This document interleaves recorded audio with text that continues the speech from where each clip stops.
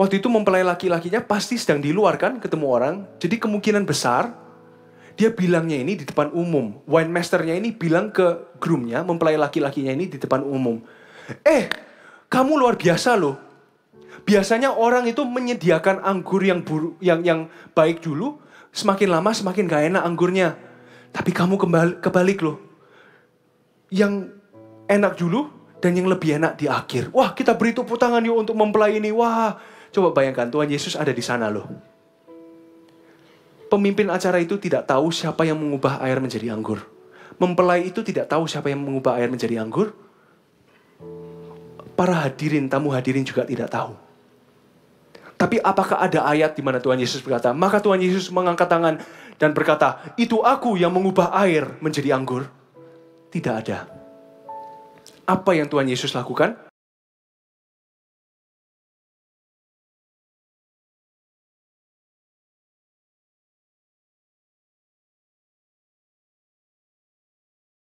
Akan menerima.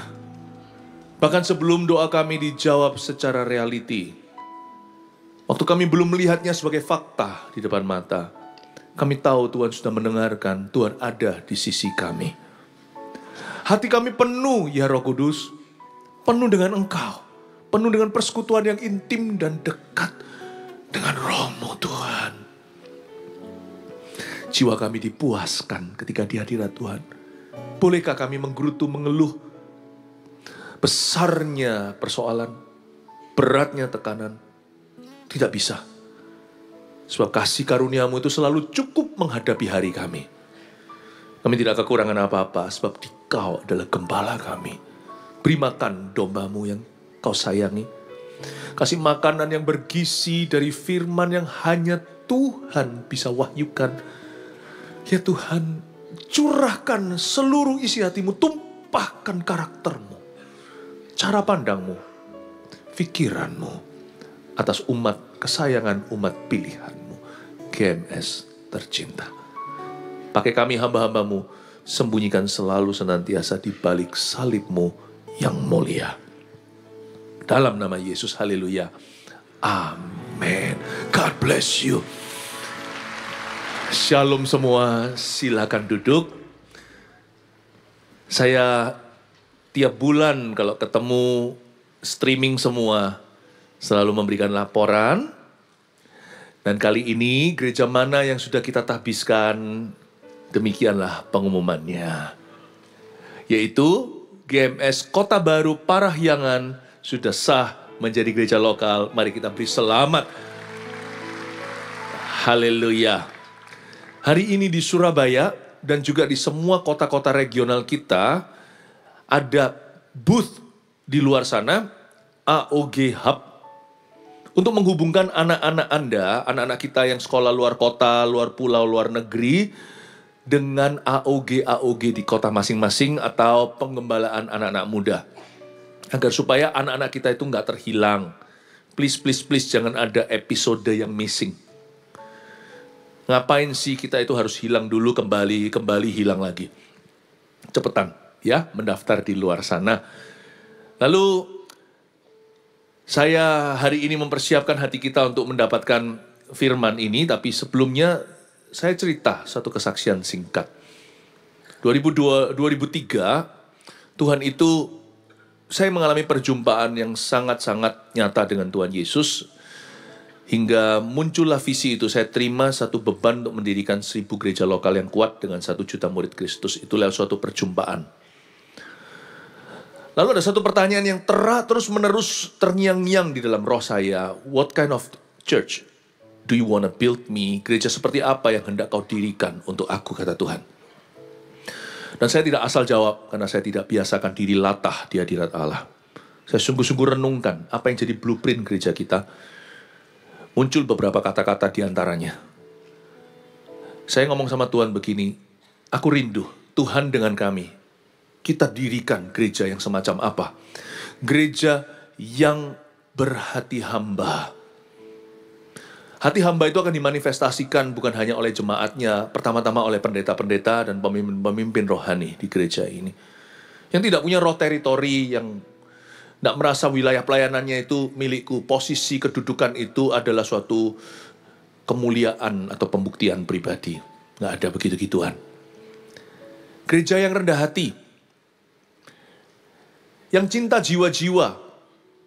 Yang terbeban untuk mereka yang terhilang. Tapi yang nggak kalah penting, gereja yang peduli sama orang miskin dan orang-orang yang lemah. Serta orang-orang yang sengsara, yatim piatu, janda-janda dalam kemiskinannya. Sungguhan itu jadi blueprint kita. Karena itu izinkan saya memberikan suatu rekap laporan singkat, rapor kerja GMS Peduli di tahun 2024. Mari kita lihat ya, munculkan di depan sini, multimedia. Jejak Peduli 2024, nah ini aja yang kita sudah lakukan, next slide. Ada food bank yang kita sudah bagikan dalam bentuk bantuan makanan. Itu termasuk sembako dan sebagainya. Belasan ribu orang yang sudah kita layani sepanjang tahun. Nah, bagusnya apa? Kalau lewat GMS Peduli, orang-orang yang dalam bisnis, pekerjaan sehari-hari, udah nggak ada waktu untuk survei apa yang sungguh-sungguh dibutuhkan atau siapa membutuhkannya, supaya tidak disalahgunakan, diselewengkan pada bantuan.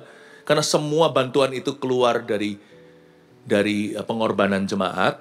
Makanya itu GMS Peduli diisi dengan orang-orang yang memang terpanggil di bidang ini untuk mikirin setiap hari dan untuk lihat survei kanan kiri. Karena itu saya bersyukur saya bisa pastikan bahwa semua food bank yang sudah diberikan jatuh ke tangan yang tepat. Lalu ada Peduli Kesehatan, pengobatan gratis, kita sudah menjamah ribuan jiwa sesuai dengan kebutuhan mereka. MSP pelajar ada 346 siswa dari keluarga yang tidak mampu atau kurang mampu yang kita berikan beasiswa. Jadi gereja ini, GMS Peduli, menyekolahkan anak-anak kecil dan anak-anak muda. Terima kasih untuk semua pengorbanan jemaat. Tidak sia-sia anak-anak itu jadi satu persatu ya. Lalu habis itu ada juga yang namanya Peduli Bencana. Ketika ada malapetaka, kita tidak harapkan jangan sampai terjadi. Tapi waktu terjadi kita nggak berdiam diri. Kita membawa semua bantuan yang mereka butuhkan langsung di tempat kejadian. Peduli Bencana, ratusan orang sudah dijamah. Peduli Hamba Tuhan ini adalah hamba-hamba Tuhan non-GMS dari gereja-gereja yang notabene kecil, bahkan gereja-gereja di desa-desa lah katakanlah, tapi bukan hanya di desa, di kota-kota juga. Setiap gereja-gereja yang sedang di dalam kesulitan, kita bantu dulu hamba-hamba Tuhannya. Termasuk kasih mereka Alkitab, kebutuhan pokok mereka, berikan pada mereka dana sesuai dengan yang mereka perlukan. Itu kita sudah jamah 445 hamba-hamba Tuhan.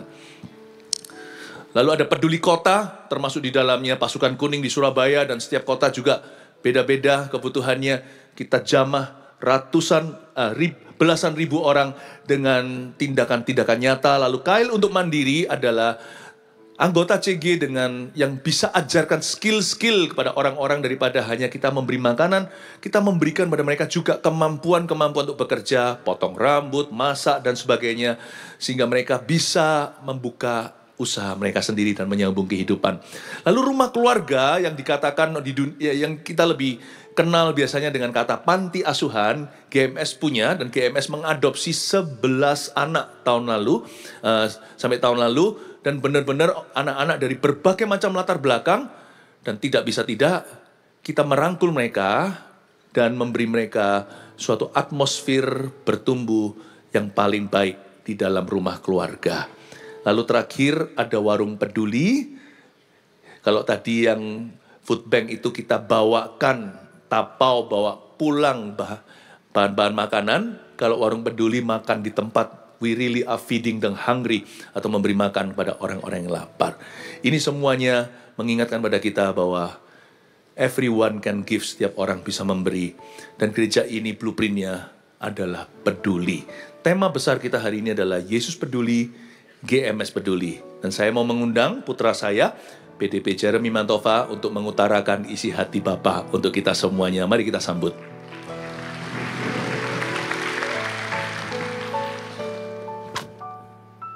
Shalom jemaat Tuhan, apa kabarnya? Luar biasa, pasti saya yakin. Setiap ibadah api dalam hati saya semakin berkobar-kobar. Cinta saya semakin menjadi-jadi akan gereja ini.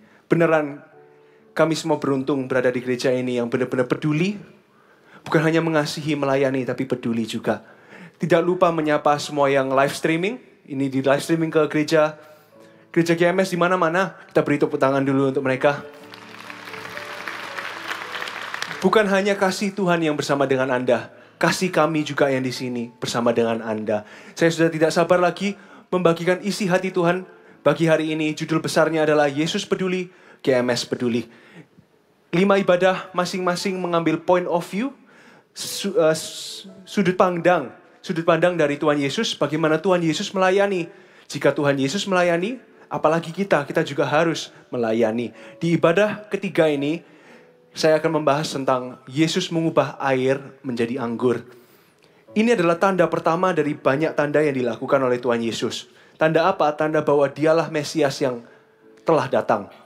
Namun tanda ini saat saya renungkan lagi, bukan hanya penuh kuasa, penuh juga dengan kasih-Nya. Sebab Tuhan Yesus itu bukan hanya maha kuasa, Ia juga maha kasih. Melayani adalah hatinya, adalah gaya kehidupannya. Seorang teman saya pernah bilang begini, gym is not a program. Gym is a lifestyle. Olahraga bukanlah sebuah program. Itu adalah sebuah gaya kehidupan. Dan hari ini kita akan membahas gaya kehidupan seorang pengikut Kristus dari teladan Sang Kristus. Mari kita baca di Yohanes 2 ayat 1 sampai ke 2. Judulnya Perkawinan di Kana. Ayat 1. Pada hari ketiga ada perkawinan di Kana yang di Galilea dan ibu Yesus ada di situ. Yesus dan murid-muridnya diundang juga ke perkawinan itu. Ayat 1, pada hari ketiga ada perkawinan di Kana yang di Galilea dan ibu Yesus ada di situ. Saya mau highlight ibu Yesus ada di situ. Karena ada ibu Yesus, ada seseorang yang berkenan di hatinya Tuhan, hari itu ada mujizat. Bapak Ibu tahu nggak, jika ada seorang yang berkenan di hati Tuhan, mau itu di kantor Anda, mau itu di rumah Anda, di gereja, asalkan ada satu orang yang berkenan di hati Tuhan, di situ ada mujizat, di situ Ia mengubah yang pahit menjadi manis. Inti dari pelayanan adalah supaya kita semakin bersekutu dengan Tuhan. Ada ibu Yesus ada di situ. Karena adanya ibu Yesus hari itu, ada mujizat. Karena adanya seorang yang dekat dengan Tuhan Yesus, ada perubahan. Hari ini Tuhan memanggil setiap kita untuk menjadi agen-agen perubahan itu. Ayat 2. Yesus dan murid-muridnya diundang juga. Jadi saat itu ada perkawinan, entah itu temannya mamanya, mama Tuhan Yesus, Maria, ataukah itu teman SD, teman kantor, nggak tahu. Pokoknya intinya Maria diundang. Tapi Tuhan Yesus diundang juga. Ayat 2, Yesus dan murid-muridnya diundang juga ke perkawinan itu. Ada kata juga. Dengan kata juga itu berarti bahwa Tuhan Yesus bukanlah seorang VIP di wedding itu. Contohnya, kalau saya bilang, ada seseorang yang bilang ke Anda, Cik, nanti datang ya ke wedding saya, nanti anak-anaknya diundang juga ya. Berarti anak-anaknya bukanlah undangan utamanya. Mereka diundang juga. Tapi Tuhan Yesus tetap mau hadir. Luar biasa enggak ya? Tuhan Yesus waktu ini sudah punya nama, sudah punya murid-murid, sudah mulai terkenal. Tapi Dia memutuskan untuk, aku tetap mau pergi meskipun aku tidak diperlakukan sebagai seorang VIP. Hati dalam melayani, Yesus peduli, GMS peduli. Poin saya yang pertama, melayani tanpa ingin diperlakukan sebagai VIP. Melayani tanpa ingin diperlakukan sebagai very important person atau orang yang penting. Maksudnya, diberi dalam konteks wedding ini, duduknya di area khusus. Diberi makanan yang paling banyak, lain-lainnya harus pergi ambil makanan. Yang VIP ini diantarkan makanannya ke mejanya. Tuhan Yesus itu datang. Dia bukan duduk di meja itu. Datang, Meskipun tidak diperlakukan sebagai VIP. Tapi tetap, ia menampakkan mukanya. Meskipun aku tidak diperlakukan sebagai seorang VIP, orang yang penting contohnya, aku akan tetap hadir. Itulah hati Tuhan Yesus. Hati Tuhan Yesus itu tetap ingin melayani, meskipun ia tidak diperhatikan manusia. Hati Yesus ingin tetap dimelayani meskipun dia tidak dihargai. Dari pengalaman-pengalaman pribadi yang saya bisa bagikan, tidak selalu saya dihargai sebagai seorang pelayan Tuhan. Tapi saya ingat bahwa setiap kali momen-momen di mana saya tidak dihargai itu, meskipun maksud saya baik, yaitu untuk mengasihi dan melayani, saya ingat bahwa beribu-ribu tahun lalu, ada seorang juga yang datang ke bumi melayani, tidak dihargai. Lebih tepatnya, disalibkan. Pernah sekali saya pergi melayani di panti asuhan. Setelah saya berkhotbah, namanya capek kan, zamannya masker, pakai masker itu saya nggak bisa bernafas. Semuanya susah nafas pakai masker itu kan. Zaman-zaman COVID itu.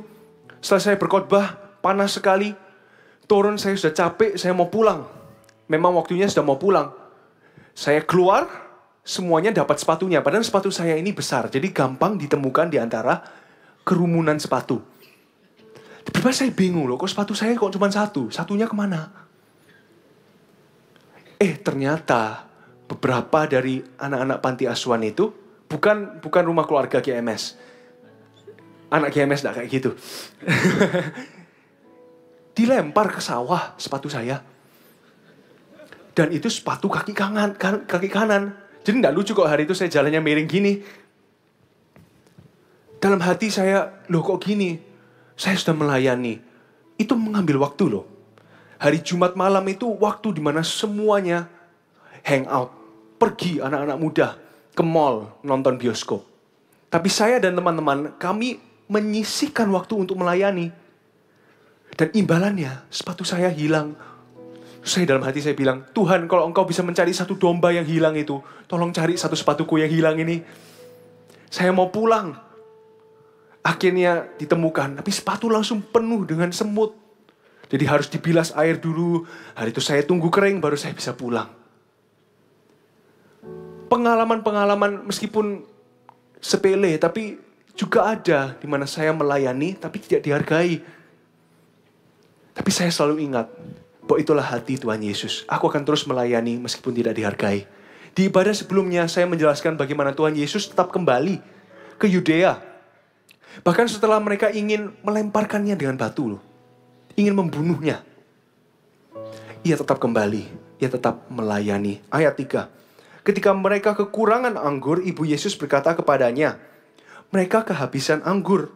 Kata Yesus kepadanya, mau apakah engkau daripadaku, Ibu?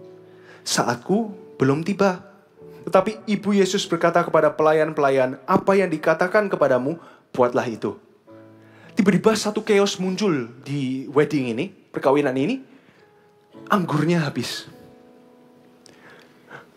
Biasanya orang simpan itu anggur baik dulu di depan. Lama-kelamaan tinggal ditambahkan air. Tapi ini sudah habis anggurnya. Tidak ada anggur lagi. Di momen kekurangan itu, Ibu Yesus langsung kepikiran Tuhan Yesus. Di momen ada kekurangan, ia keingat Tuhan Yesus. Anakku ini, dia ini bisa melakukan mujizat. Coba aku tanya anakku. Lalu apa yang terjadi di ayat 4? Kata Yesus kepadanya, ini respon Tuhan Yesus kepadanya. Mau apakah engkau daripadaku, Ibu, saatku belum tiba? Bahasa Inggrisnya, what do you want from me? Woman, bukan ibu itu mother, tapi woman. Dalam momen ini Tuhan Yesus menunjukkan bahwa ia tetap adalah Allah. Dia bilang ibunya dipanggil woman, bukan mother. Menunjukkan bahwa aku tetaplah Allah.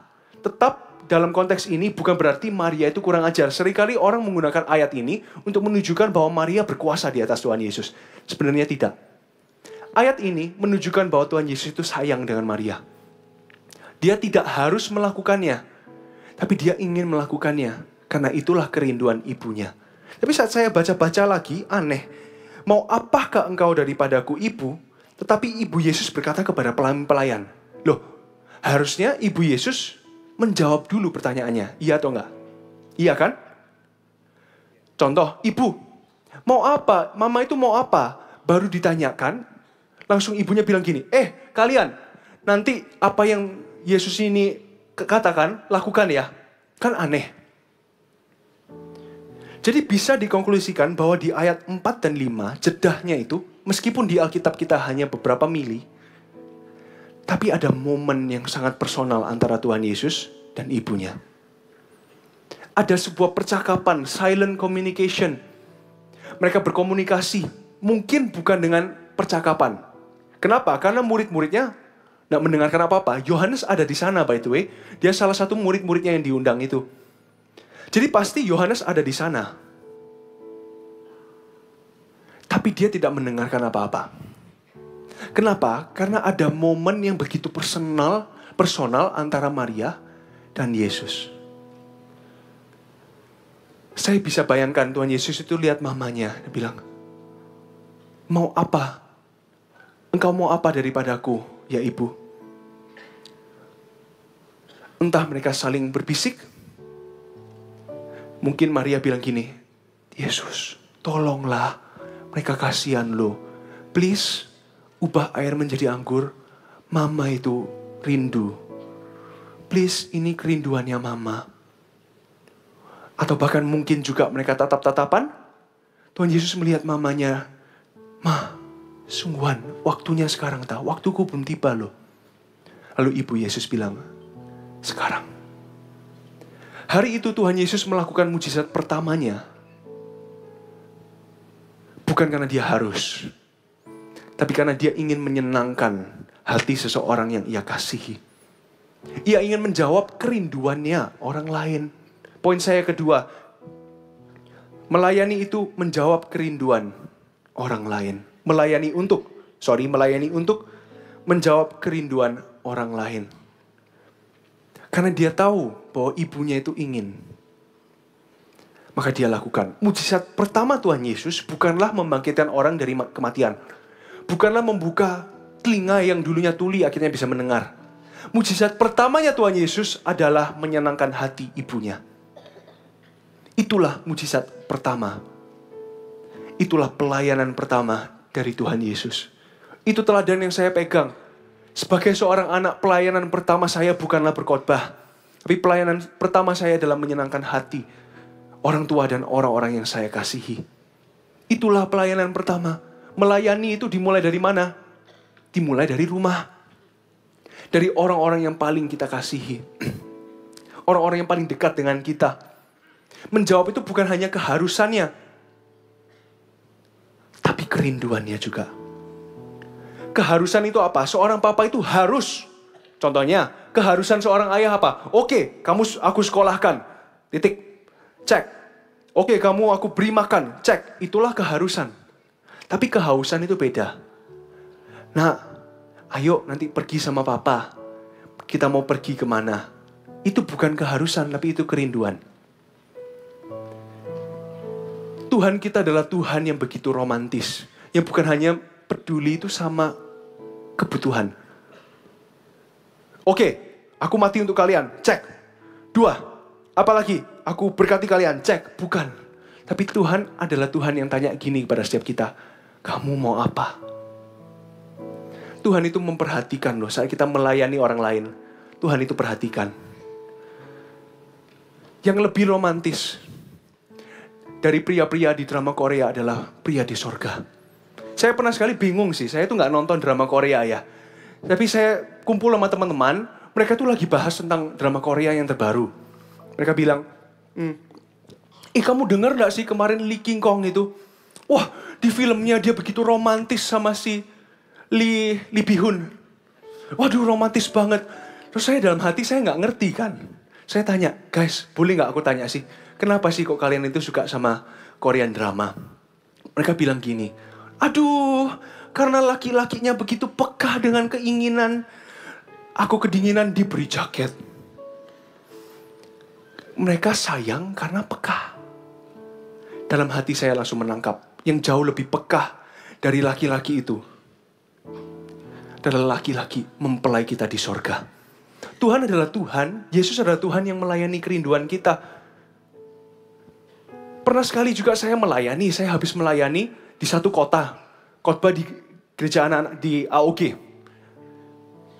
Saya setelah berkhotbah, namanya kan setelah berkhotbah kan bukan hanya haus dan lapar, rohnya, tapi tubuhnya juga haus dan lapar.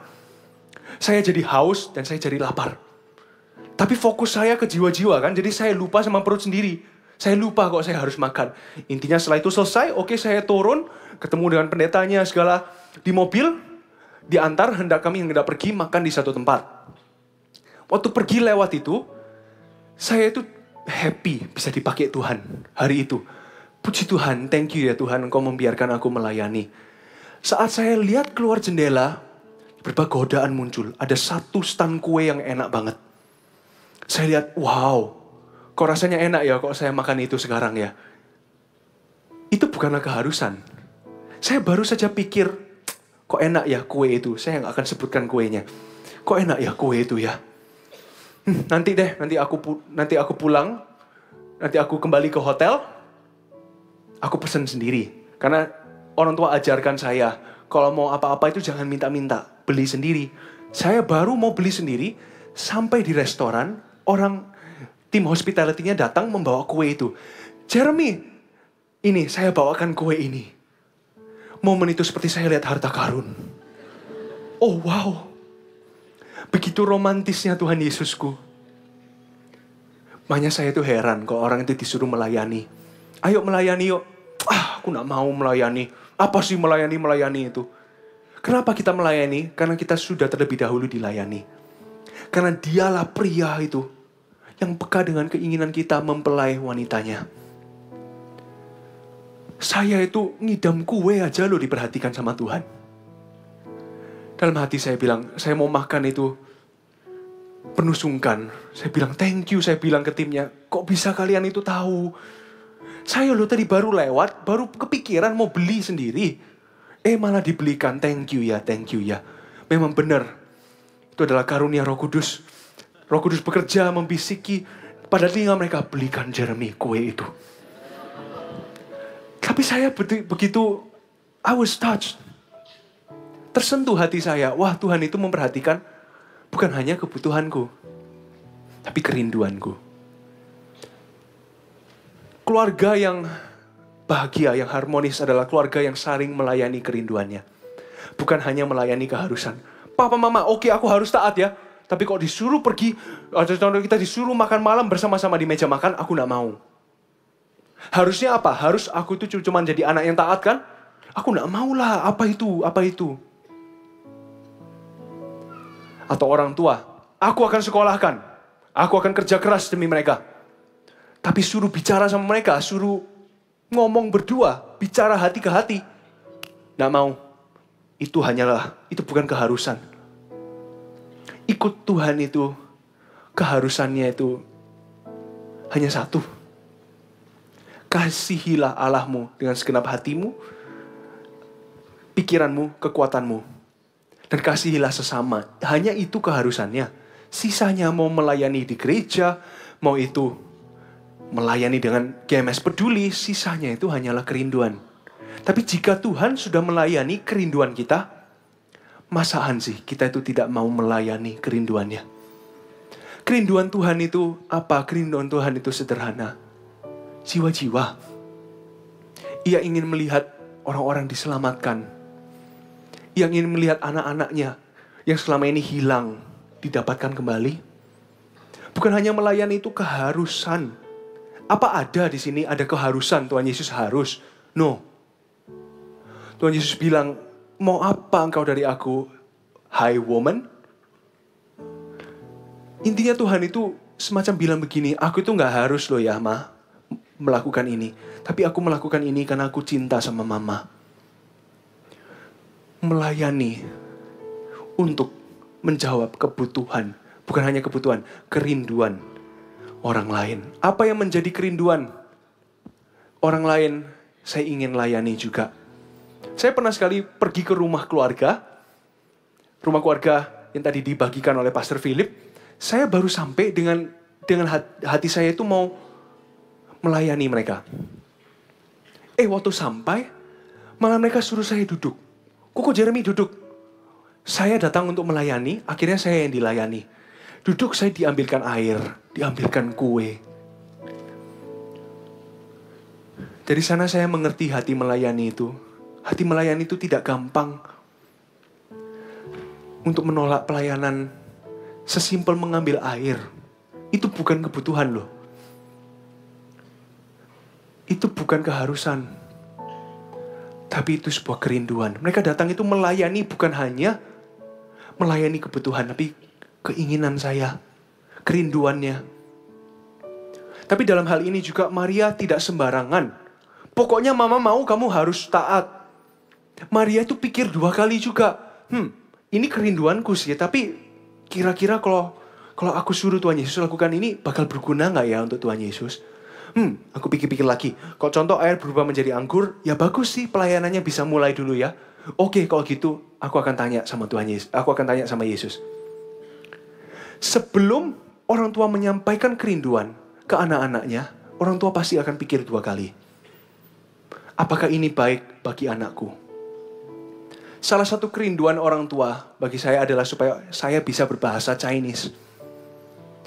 Pertama, saya tidak mau untuk pergi khusus belajar. Tapi karena saya lihat itu kerinduan orang tua, saya jadikan itu kerinduan saya juga. Bulan ini saya akan pergi ke Taiwan, belajar Chinese selama 3 bulan. Pertama, karena itu kerinduan orang tua, tapi orang tua pikirkan 2 kali, kalau saya bisa berbahasa Chinese pasti bakal berguna juga untuk pelayanan saya. Saya yakin sebelum orang tua menyampaikan kerinduannya atas saya yakin orang tua sudah pikirkan 2 kali. Apakah ini berguna, baik gak untuk saya? Kerinduan Tuhan itu juga sama. Pasti Tuhan itu pikir 2 kali. Kira-kira bagus gak ya kerinduanku ini atas si A, atas si B? Berguna gak ya untuk si A? Tuhan Yesus tidak pernah asal tunjuk-tunjuk. Tapi tetap Ia punya kerinduan. Dan kita dipanggil untuk memenuhi untuk memenuhi kerinduan itu. Melayani untuk menjawab kerinduan orang lain. Mari kita lanjut di ayat 6-7. Di situ ada 6 tempayan yang disediakan untuk pembasuhan. Menurut adat orang Yahudi, masing-masing isinya 2-3 buyung. Yesus berkata kepada pelayan-pelayan itu, isilah tempayan-tempayan itu penuh dengan air.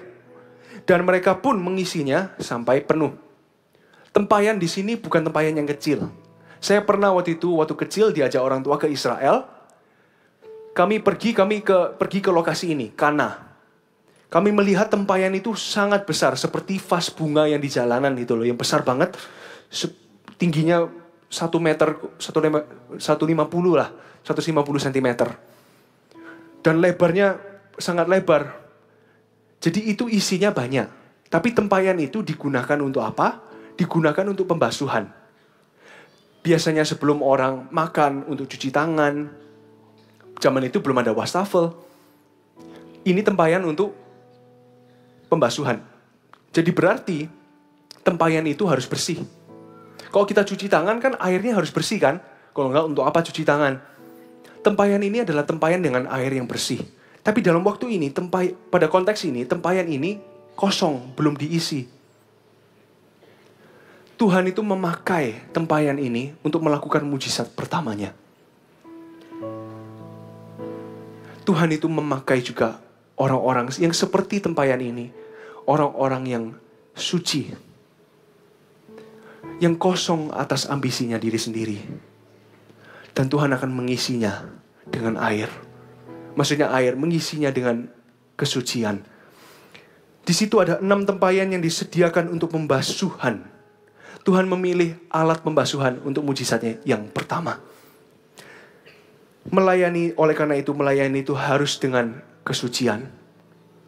Tempayan ini itu kosong. Tidak ada debu-debunya. Tidak ada kotoran-kotorannya. Tempayan ini itu bersih. Sebelum Tuhan memakai kita, Tuhan akan memastikan bahwa tempayan-tempayan hati kita bersih dari ambisi pribadi, bersih dari keegoisan, dari dosa, beban dan dosa. Yesus berkata kepada pelayan-pelayan itu, isilah tempayan-tempayan itu penuh dengan air, dan mereka pun mengisinya sampai penuh. Tuhan suruh mereka mengisi tempayan yang kosong. Mungkin kadang kita merasa seperti tempayan ini. Aku tidak bisa dipakai Tuhan untuk mengubah air menjadi anggur. Sebab tempayanku masih kosong. Sebab aku tidak punya potensi.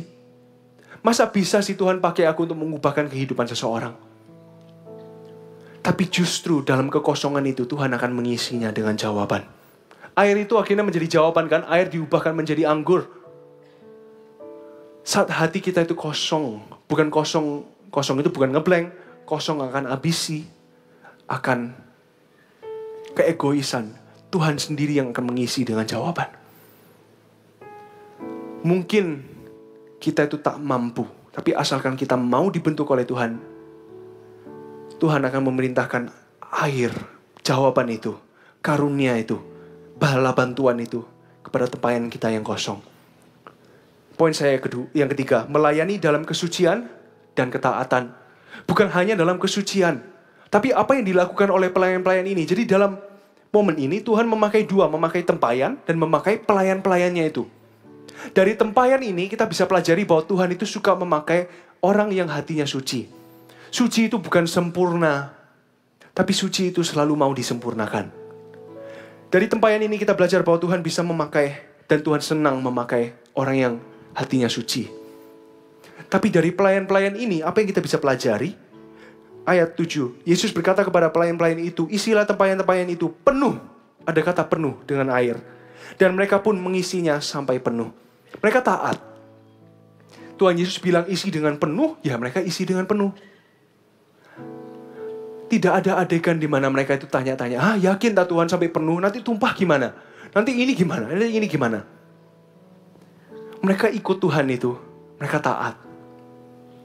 Pertama, saya itu gak pernah ngerti istilah ini. Barang siapa menjadi seperti anak kecil ini, Tuhan Yesus berkatakan, seperti anak kecil ini akan memperoleh kerajaan sorga. Saya itu bingung. Maksudnya menjadi seperti anak kecil itu apa? Apakah menjadi kekanak-kanakan? Bukannya ikut Tuhan itu harus dewasa ya? Saya itu tidak pernah mengerti hingga satu kali saya ikut remedi. Remedi itu ujian ulang. Karena nilai saya nggak bagus.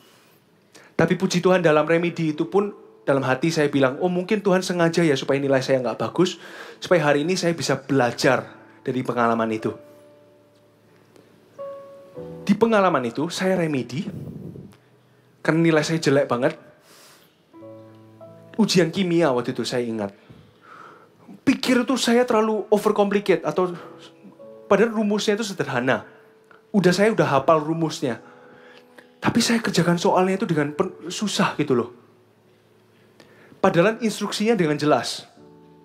Instruksi di ujian itu sangat jelas.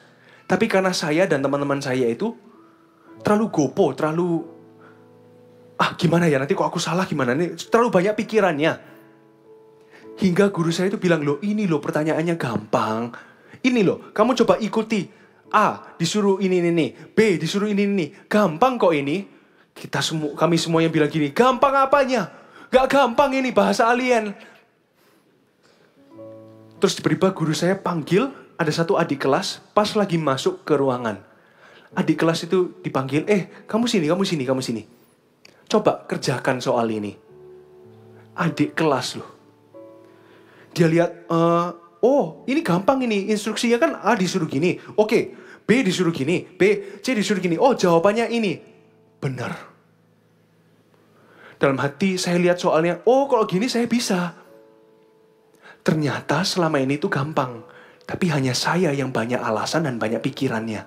Terlalu banyak. Menjadi seperti anak kecil itu menjadi seperti ini loh. Adik kelas saya ini. Yang mengikuti instruksi tanpa pikir dua kali. Tanpa negosiasi dulu sama Tuhan. Kami ini yang terlalu banyak negosiasi sama gurunya. Miss, ini gak bisa. Ini digini-ginikan. Loh gak bisa. Ini. Udah salah, menyalahkan orang lain lagi. Saya kadang-kadang merasa bahwa saya itu kayak gitu sama Tuhan. Ampuni sesama ya. Tuhan Yesus itu nggak tahu ya. Sesamaku tuh ngapain kemarin. Oh dia bilang apa tentang aku. Ini. Menjadi seperti anak kecil itu. Sesimpel ini. Kasihi ampuni orang lain ya. Gimana caranya Tuhan tolong bantu aku. Itu menjadi seperti anak kecil. Ketaatan itu, kalau kita mau taat dengan Tuhan, hati kita harus seperti anak kecil. Tidak banyak negosiasi dengan Tuhan. Tidak banyak mempertanyakan Tuhan. Tapi secara sederhana, Tuhan bilang A, aku akan taat. Dan iris. Tuhan bilang A, ya A. Tuhan bilang B, ya B. Itu adalah ketaatan. Tuhan bilang penuh, ya aku akan mengisinya hingga penuh. Tidak mau hingga hampir penuh, tapi dengan penuh. Melayani dalam kesucian dan ketaatan.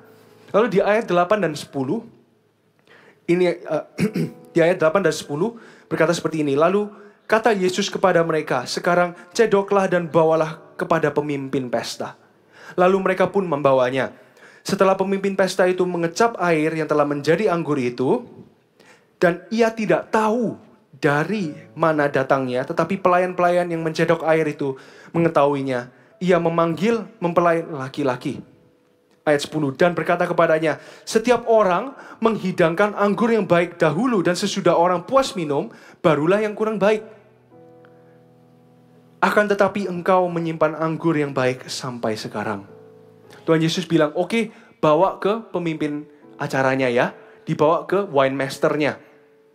Dibawa, wine masternya coba, loh kok enak sekali. Terus dia panggil mempelai laki-lakinya.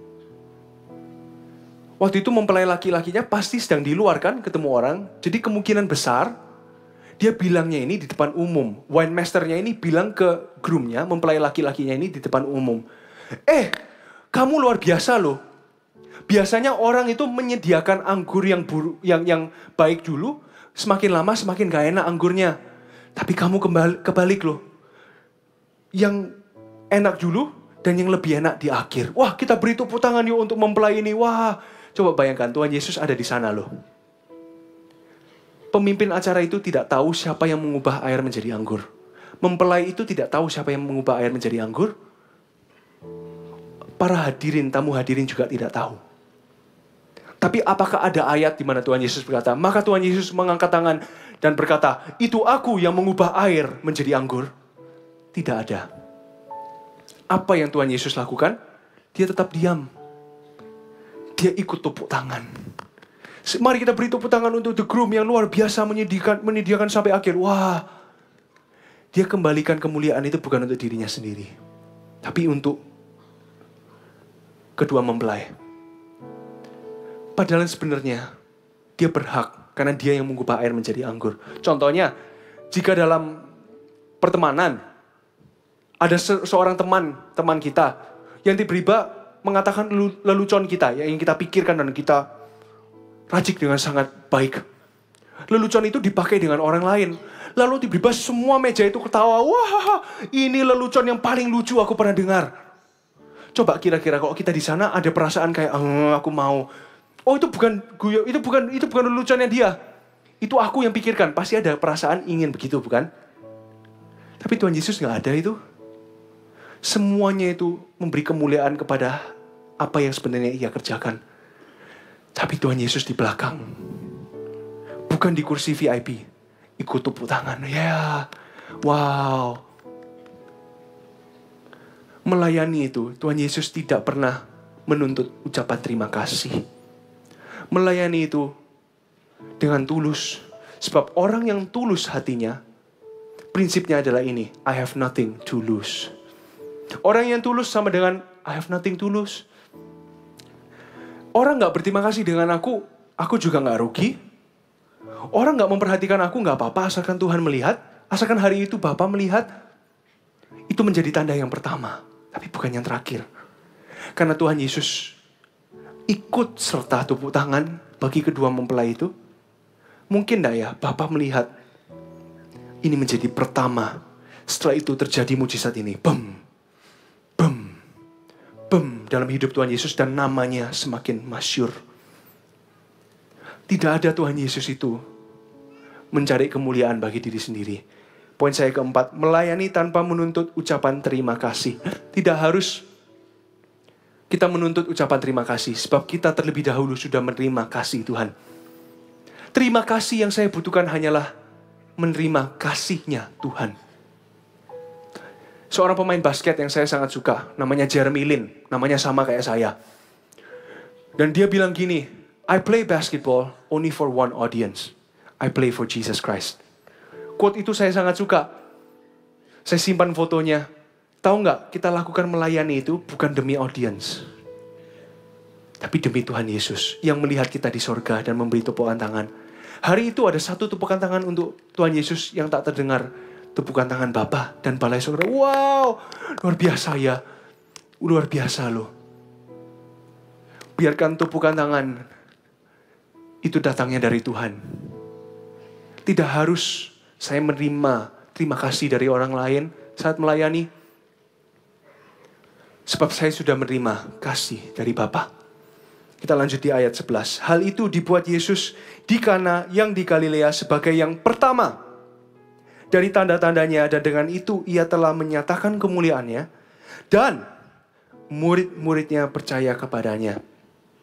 Hari itu, meskipun Tuhan Yesus tidak mencari terima kasih, tapi kok bisa namanya semakin besar.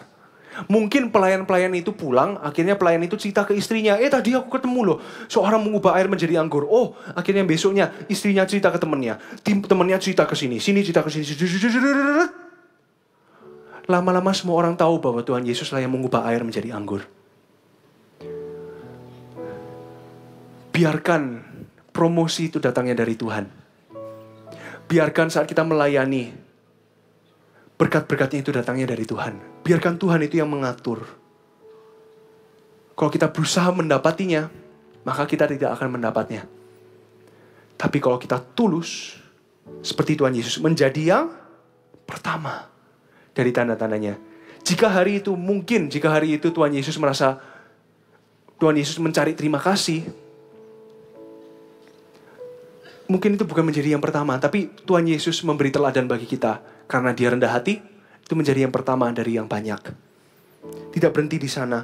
Dari tanda-tandanya, dan dengan itu ia telah menyatakan kemuliaannya.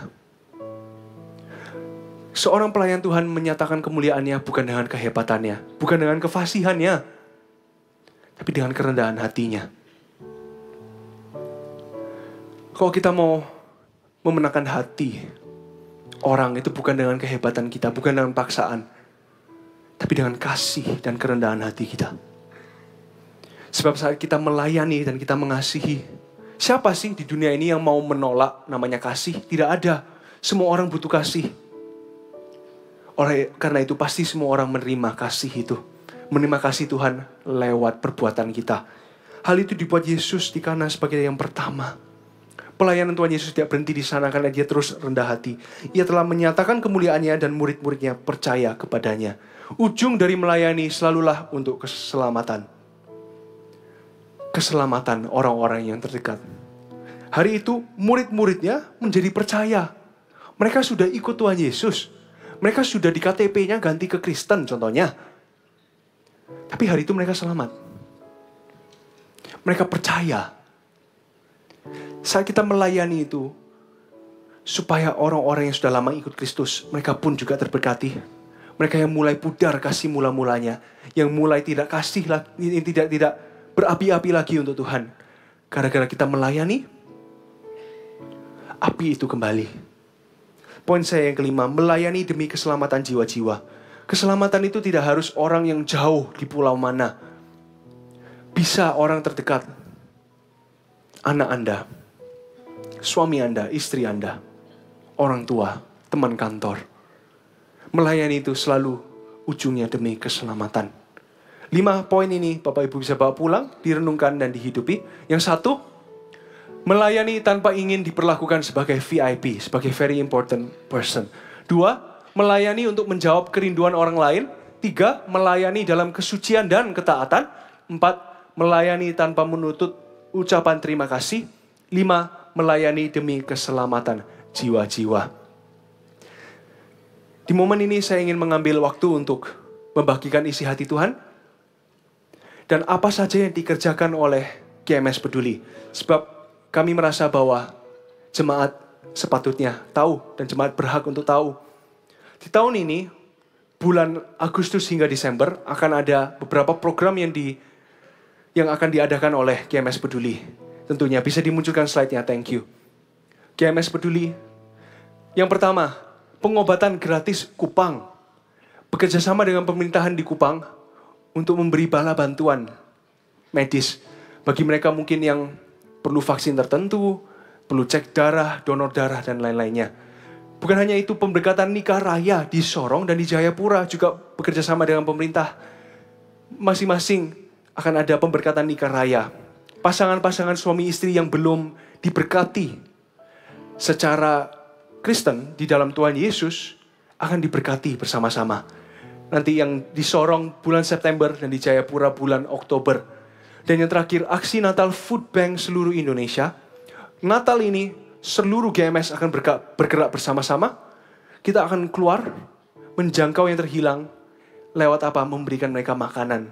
Bisa bayangkan hari itu di bulan Desember nanti akan ada keluarga yang pulang membawa makanan. Tidak jadi kelaparan hari itu karena ada GMS. Tapi bukan hanya program-program ini yang bisa dilakukan. Di masing-masing gereja lokal juga setiap CG bisa bergerak. Yesus peduli, GMS peduli, bukan hanya itu. CG juga peduli. Apa saja yang bisa dilakukan oleh CG? Yang pertama, peduli lansia. Mengunjungi rumah mereka dengan izin mereka tentunya. Atau juga mengunjungi panti-panti jumbo. Bernyanyi bersama dengan mereka, memuji Tuhan, makan bersama, membagikan firman. Lalu food bank, seperti yang dibagikan tadi, membagikan makanan. Apalagi peduli kesehatan. Lalu ada lagi, next slide, peduli pendidikan, menyekolahkan anak. Atau bahkan satu CG juga bisa pergi ke panti asuhan, mengajarkan mereka bahasa Inggris, mungkin matematika. Bisa juga pergi ke sekolah-sekolah yang mungkin notabene kurang mampu, fasilitasnya perlu diperbaiki dan lain-lainnya. Peduli lapas, pergi ke penjara anak-anak muda yang di bawah umur. Mereka butuh kasih Tuhan.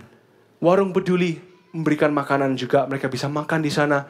Hari itu mereka bisa makan dengan gratis, merasakan kasih Tuhan. Dan yang terakhir, peduli anak. Pergi ke panti asuhan, bagikan firman, atau bagikan makanan, bagikan isi hati Tuhan. Masing-masing ini sudah disurvei dulu sama GMS Peduli. Jadi masing-masing lokasi tidak asal-asalan, tapi dicari tahu kebutuhannya apa. Programnya sudah ada. Tinggal CG-CG, tentara-tentaranya mulai bergerak. Inilah yang bisa dilakukan Yesus Peduli, GMS Peduli. Dan dengan ini saya menutup khotbah hari ini. Saya ingin memberi suatu kesaksian. Bagaimana hidup saya diubahkan saat saya melayani di MSP.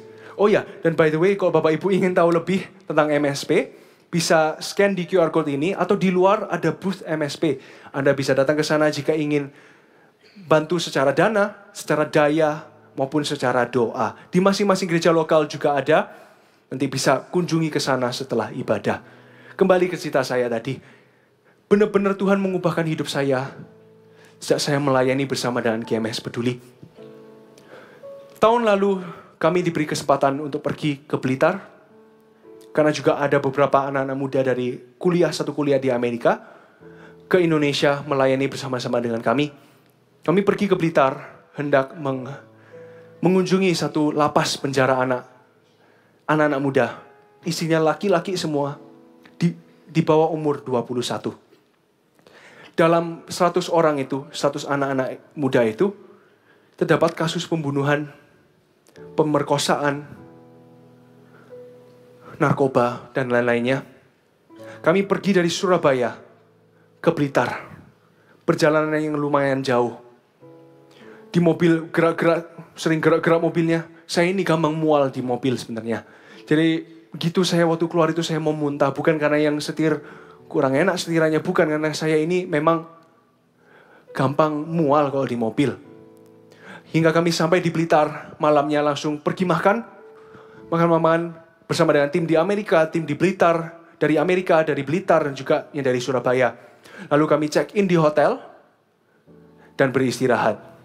Niatnya sih beristirahat, tapi hari itu banyak yang tidak bisa tidur.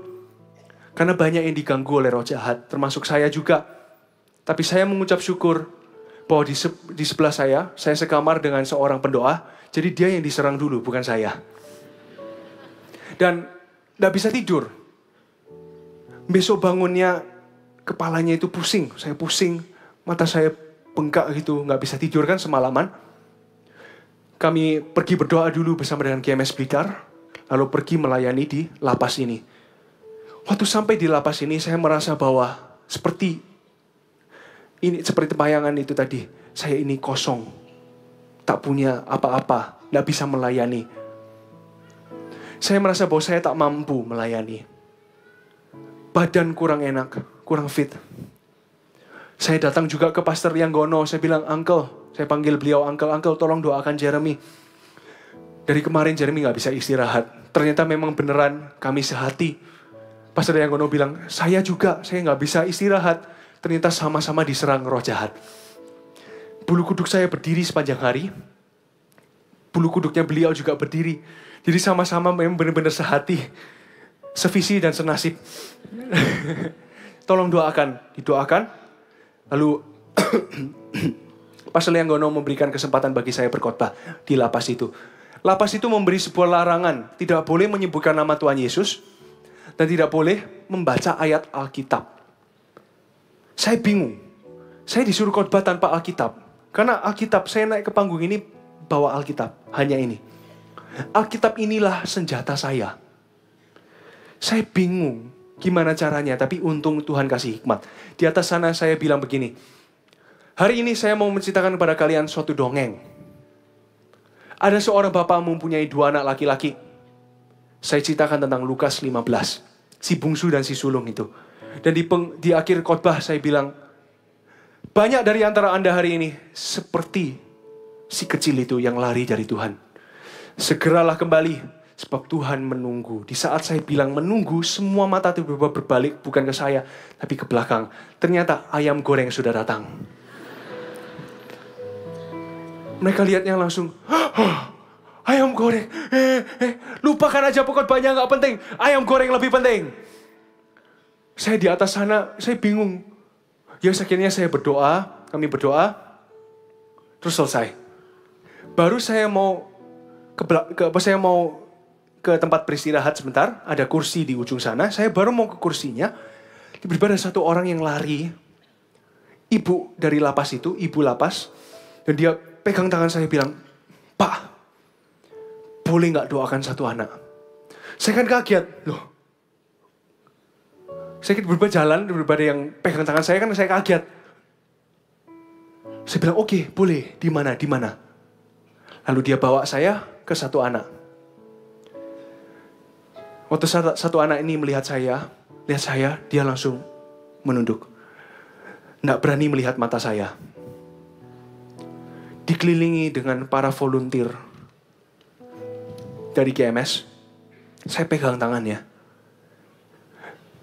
Dia bilang, saya ini nggak layak. Aku nggak layak. Waktu aku bebas, aku menyia-nyiakan masa mudaku. Aku nggak layak. Aku nggak bisa melayani Tuhan. Di momen dia bilang aku nggak bisa melayani Tuhan, saya suruh dia lihat mata saya. Karena dia lebih muda dari saya bilang begini, kamu lihat mata saya. Dia penuh ketakutan lihat mata saya. Saya bilang, hei, siapa bilang kamu nggak bisa melayani Tuhan? Coba kamu lihat mereka. Sambil mereka ambil ayam goreng dengan senangnya, saya suruh kamu lihat mereka. Kami ini tidak tinggal di Blitar. Tidak tinggal di lapas ini juga. Kami gak bisa melayani mereka setiap hari. Tapi kamu bisa. Saya pegang tangannya dan saya bilang, mulai hari ini kamu berjanji sama saya dan sama Tuhan. Berjanji, nanti waktu kamu bebas, kamu melayani Tuhan. Tapi dimulai dari hari ini, melayani teman-teman. Dia melihat saya. Akhirnya saya peluk. Ini ada fotonya, saya peluk dia. Tiba-tiba saya gak bisa berkata-kata. Semua kata-kata itu hilang. Kecuali 3 kata ini. Tuhan Yesus mengasihimu. Saya peluk dia. Tuhan Yesus mengasihimu. Tuhan Yesus mengasihimu. Tuhan Yesus mengasihimu. Tuhan Yesus mati untuk kamu. Kamu berharga di matanya. Saya hanya bagikan Injil sederhana. Lalu saya tuntun dia dalam doa. Ikuti saya berdoa. Dia berlutut. Tuhan Yesus, Tuhan Yesus. Aku kembali. Ampuni dosaku. Dalam nama Yesus. Amin. Sama-sama bagi berdiri, saya peluk dia terakhir kalinya. Lalu dia lari. Dia yang terakhir dapat makanan itu. Hari itu dia bilang, makanan ini gak penting. Aku lebih penting mencari Tuhan Yesus. Setelah itu lewat, momen itu lewat, saya merasa seperti sedang bermimpi. Benar-benar gak bisa berkata apa-apa. Tiba-tiba muncul ayat ini. Bukankah aku meninggalkan yang 99 demi mencari yang satu. Dari sana saya tahu kenapa Tuhan merencanakan untuk ada MSP. Untuk mencari yang satu itu. Lalu setelah itu ada satu orang dari Amerika, tinggi besar. Seorang laki lari di bawah peluk saya. Nangis seperti bayi. Saya peluk dia, hey, are you okay? Dia bilang, kenapa? Why? Dia bilang, dulu aku itu satu yang hilang itu. I was that lost one. Terus saya lihat ke dia. Saya bilang, brother, aren't we all? Bukankah kita semua itu satu yang hilang itu? Tapi puji Tuhan, seorang datang di hidup kita dan melayani kita, membawa jamahan Tuhan menjadi dekat di hidup kita. Dari sana saya membuat komitmen. Tuhan, jika Engkau mau memakai aku, jangan hanya pakai aku supaya orang mendengarkan firman, bukan hanya sampai ke sana. Bukan supaya hanya mereka itu mendekat kepada Tuhan, bukan. Tapi hingga mereka merasakan jamahan-Mu. Pakai aku Tuhan, dalam masa mudaku. Dengan penuh kelemahanku, aku tak berpengalaman Tuhan. Apa yang kupunya, kuserahkan kepadamu. Sejak hari itu, point of view, sudut pandang saya berubah. Bahwa pelayanan diakonia, itu pelayanan yang GMS Peduli lakukan, itu demi keselamatan jiwa-jiwa. Mari kita bergerak bersama-sama.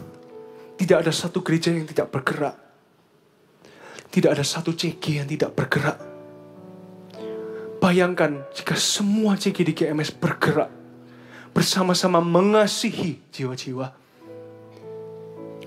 Bagaimana itu akan mengubahkan Indonesia dan bangsa-bangsa. Jika gereja Tuhan bersatu, surga mengirimkan bala bantuan dan jiwa-jiwa akan diselamatkan lewat pelayanan kita. Mari kita beri tepuk tangan bagi Tuhan. Hanya Tuhan yang bisa menghitungnya satu persatu. Biar setiap benih kudus ini tidak jatuh ke tanah sia-sia. Kau pakai dan kelola lewat gereja yang terus bermisi bagi kerajaan Allah. Berkati jemaat-Mu, ya Tuhan, Kau luputkan dari malapetaka. Setiap jemaat dalam pekerjaannya, ya Tuhan, baik kerja sama orang atau punya perusahaan. Hamba minta, ya Tuhan Yesus, sesuai dengan tema kami. Ya Tuhan, sesuai dengan visi tahun ini. Kau berikan kemenangan. Bahkan ketika terjadi peperangan, Engkau akan luputkan jemaat ini, ya Tuhan. Kau perlakukan mereka seperti biji mata-Mu. Beri terobosan baru di dunia pekerjaannya. Dalam nama Yesus, haleluya. Amin. Katakan kanan kirinya, Tuhan sangat sayang sama kamu.